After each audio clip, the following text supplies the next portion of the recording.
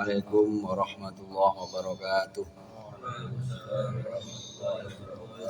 Alhamdulillahirabbil alamin. La haula wala quwata illa billahil aliyyil azim. Allahumma shalli ala sayyidina Muhammadin al-fatih lima ughliq wal khatim lima sabaqa nasir haqqil haqq wa ala alihi haqqa qadrihi wa miqdarihil azim. Ngertos iblis kenal jenengan? Kenal iblis? Siapa iblis itu?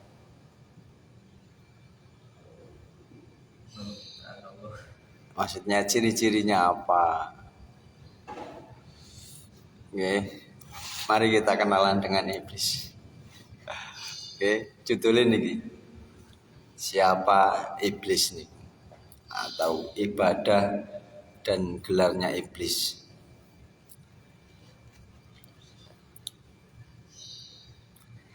Biar kita kenal nih sama ciptaan Allah, terus kita ambil pelajaran dari situ.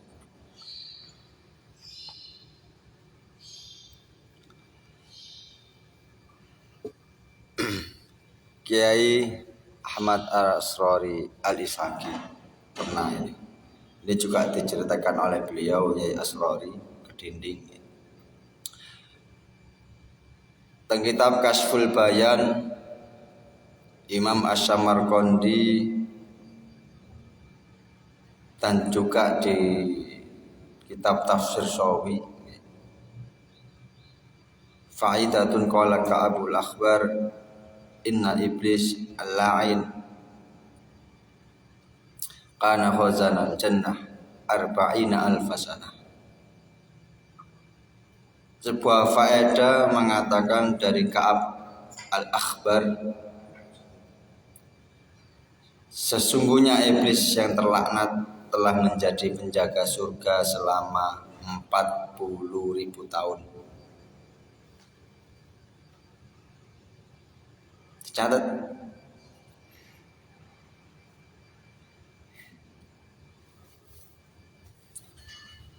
Ini ibadah dan gelar iblis.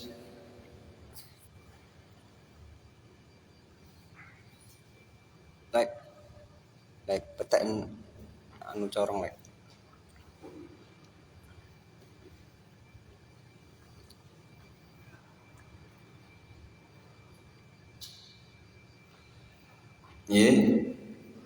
Iblis yang terlaknat telah dulu menjadi penjaga surga selama 40.000 tahun.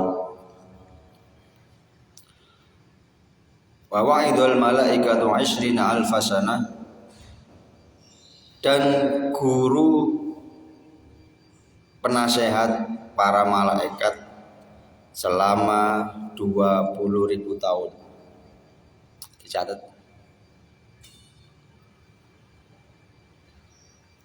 Ini gak main-main nih iblis ini.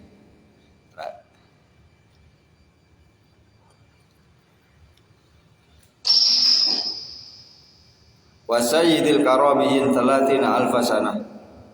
Kemudian pemimpin para malaikat karabiyun selama 30.000 tahun.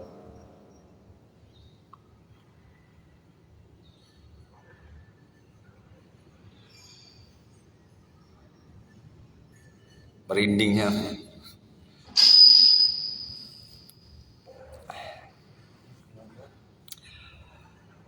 Iblis dulu memimpin para malaikat karabiyun selama 30.000 tahun. Sampai nek tawasul lah biasa ngono sih. Ila arwahi al awliya wasyuhada wassalihin wassahabati wattabi'in wal amsal fil jami'il malaikatil muqarrabin. Nah itu iblis pemimpin. Kemudian wasayyidil ruhaniyyin alfasana, pemimpin malaikat ruhaniyun selama 1000 tahun.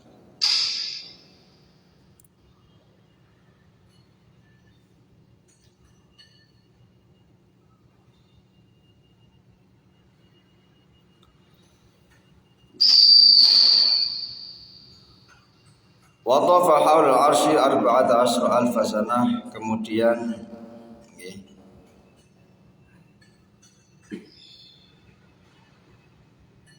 mereka tawaf di arsy selama 14.000 tahun.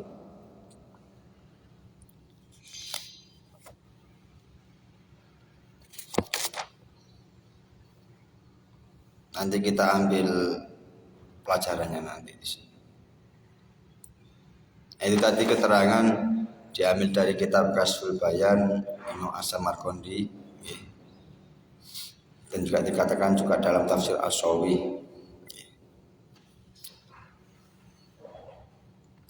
Berarti ada berapa itu gelar iblis? Yang pertama, iblis yang terlaknat menjadi penjaga surga selama 40.000 tahun. Yang kedua, iblis dulu guru dan penasehat malaikat selama 20.000 tahun. Yang ketiga, dulu iblis adalah pemimpin para malaikat karobiyun selama 30.000 tahun.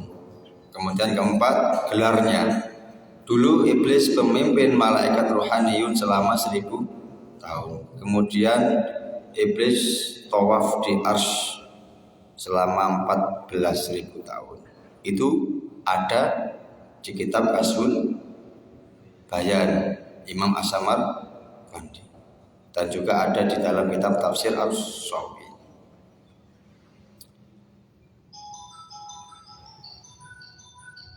Dan juga di kitab Makasyafatul Qulub Imam Al-Ghazali rahimahullah mengatakan wa ruwiya anna iblis kana ismu fis sama itunya al-abid. Mencatat. Diriwayatkan bahwa iblis di langit dunia mendapat titel abid, ahli ibadah. Langit yang pertama ini.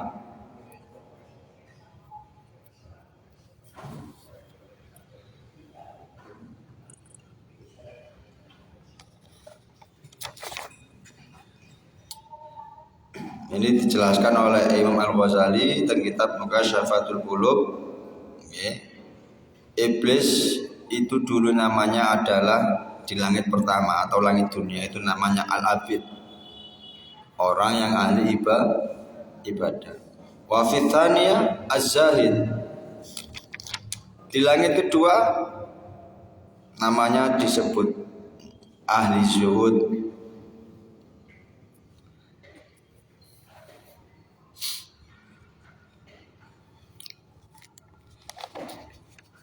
Wa fi tsalitsah al-arif, kemudian di langit ketiga itu nama yang tenar adalah al-arif, ma'rifat billah. Iblis kita gak ono apa-apane rek.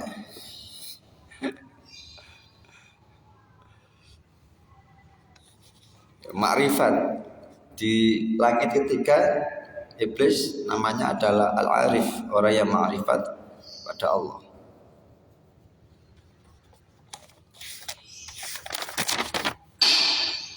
Wa fir rabi'ah al-wali, pada langit keempat itu namanya wali, kekasihnya Allah. Iki kayak aneh mi kita kabeli. Miki teman Alek, coba diganti Miki kaya yuk. Wafil khamisah at-taqi, kemudian pada langit kelima iblis ini disebut yang paling tenar atau yang viral, itu penjaga surga. Orang yang bertakwa, at-taqi, orang yang bertakwa.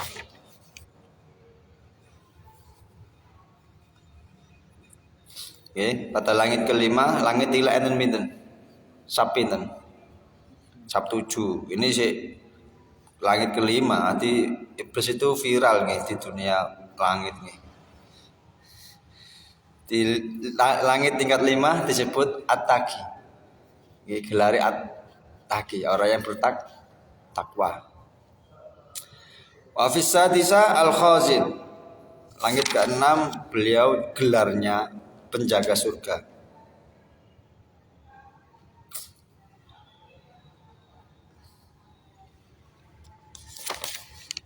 Langit ketujuh al-khafisat sabi'ah Azazil.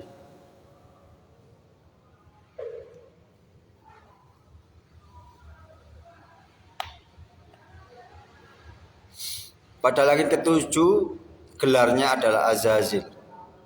Apa itu Azazil? Mengetahui ruh yang buruk di hadapan Allah. Intinya iblis ini Masya Allah. Kita jangan sampai merasa aman dari iblis.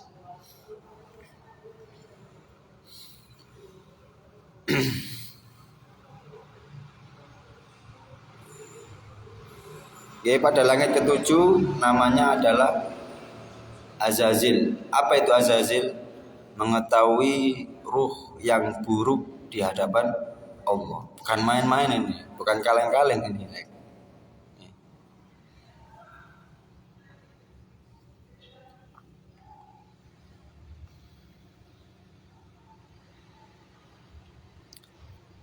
Kemudian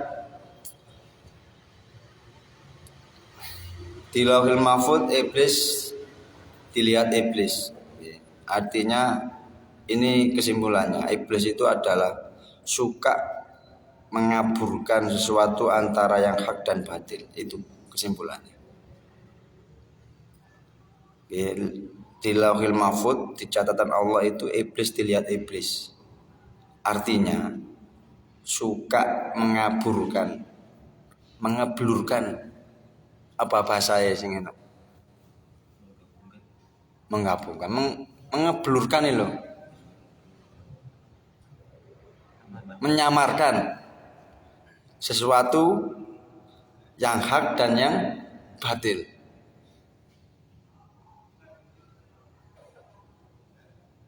Apa hak? Benar. Batil yang rusak. Artinya takoki sampean. Sapa iblis? Ya wong sing menyamarkan antara hak dan batil. Itu sifatnya iblis. Mulane ana wong menungso kok senengane menyamarkan antara hak dan batil, berarti dhek mempunyai sifat iblis. Hati-hati. Mulane ngaji terus ben kita tahu antara hak dan batil, ben kita nggak jadi orang yang punya sifat iblis.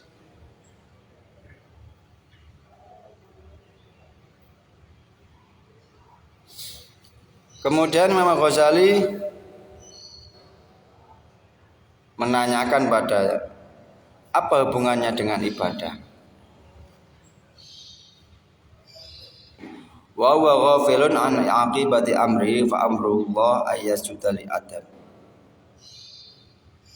Iblis itu lalai akan akhir dari perkaranya. Iblis sudah mulia di sisi Allah, sudah agung derajatnya, tapi dia lupa bagaimana akhir hayatnya. Nah, ini ambil pelajarannya di sini. Seorang Imam Ghazali memberikan pertanyaan, lalu apa hubungannya iblis dengan ibadah? Ini kesimpulannya. Iblis itu lalai akan akhir dari perkaranya. Iblis sudah mulia di sisi Allah, sudah agung derajatnya, dicatat, tapi dia lupa bagaimana akhir hayatnya. Ini pelajaran yang kita ambil. Ini bentuk kesimpulannya jadi. Benang merahnya di sini lah. Cak Afik, Cak Teguh, Cak Anwar. Kalau orang membanggakan ibadahnya, membanggakan ilmunya, membanggakan nasabnya, membanggakan kelebihannya, membanggakan amalnya, itu sama saja dengan iblis. Ini benang merahnya di sini. Tak balik di mana? Ini kata Imam Ghazali. Jadi catat lagi. Kalau ada atau kalau kita membanggakan ibadah kita, membanggakan amal kita, membanggakan ilmu kita, membanggakan nasab keturunan kita, ayah kita, orang tua kita, membanggakan segala kelebihan, kekayaan kita, ketampanan kita, pakaian kita, harta kita, mobil kita, itu sama saja dengan iblis.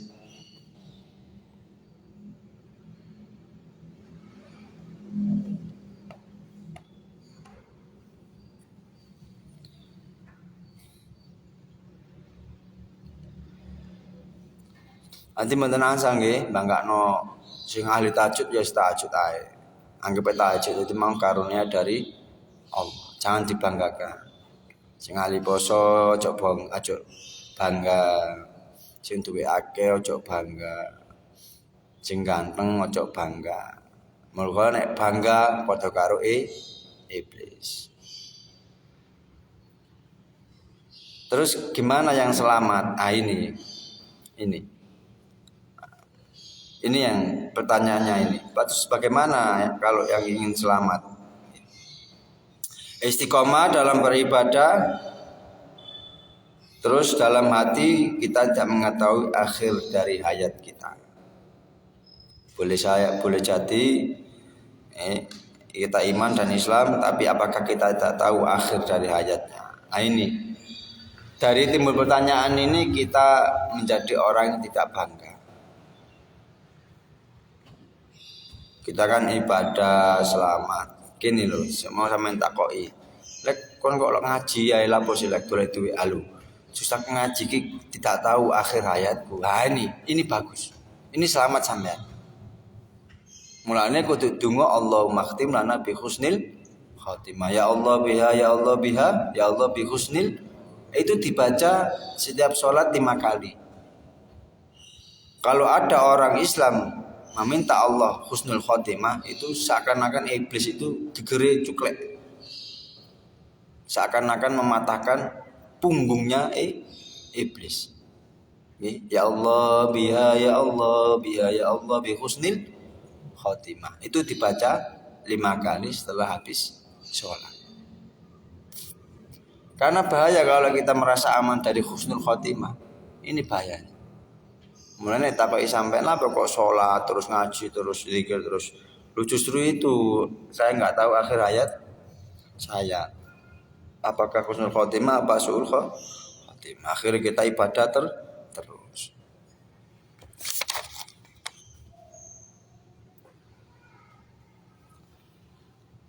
Intinya kalau sampean orang-orang makrifat itu ya takut akhir hayatnya apakah suul khotimah, apakah husnul khotimah. Apakah akhir hayat kita nanti buruk apa baik. Itu orang yang arif. Orang yang makrifat. Akhirnya apa? Tidak menyepelekan orang lain, tidak menghinakan orang, tidak memandang hina orang yang sedang bermaksiat. Karena kita belum tentu tahu kita ini husnul khotimah atau yang maksiat itu suul khotimah. Ini untuk pelajaran kita semua, kesimpulan kita semua, agar kita selalu istiqomah. Kenapa kok istiqomah? Biar kita selamat dari akhir hayat. Dan kita tidak tahu kepastian kita apakah husnul khotimah apa suul khotimah. Akhirnya memandang orang lain dengan pandangan kasih sayang. Ini nanti saya jelaskan tentang sombong biar kita selamat. Semoga kita dianugerahi ketaatan dan istiqomah dan kita kelak meninggal dalam keadaan husnul khotimah. Amin Allahumma amin. Al-Fatihah. A'udzubillahi minasyaitonir rajim.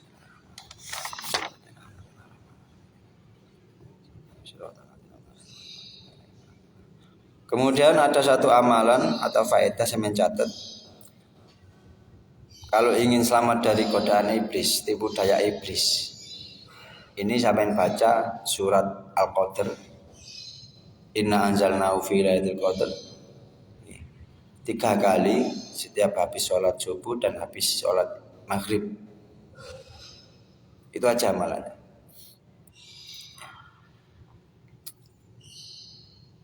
Itu dibaca sebelum sampean pindah posisi atau dibaca sebelum pindah duduk. Intinya saat durung sampean ngadeg lah. Mbok ngadeg mangbu lapo-lapo yes bar salat. Atau bar salam. Assalamualaikum warahmatullahi wabarakatuh. Assalamualaikum warahmatullahi wabarakatuh. Bismillahirrahmanirrahim. Inna anzalnahu fi lailatul qadr wa ma adraka ma lailatul qadr. Lailatul qadr khairum min alfi syahr. Tanazzalul malaikatu warruhu fiha bi rabbihim min kulli amr salamun hatta matla'il fajar. Itu dibaca 3 kali habis sholat subuh dan habis sholat maghrib. Fadilahnya Allah akan menjaga kita dari tipu daya dan godaan iblis laknatullah. Pun ada pertanyaan, monggo. Kalau nggak ada presentasi, setelah presentasi kita selesai.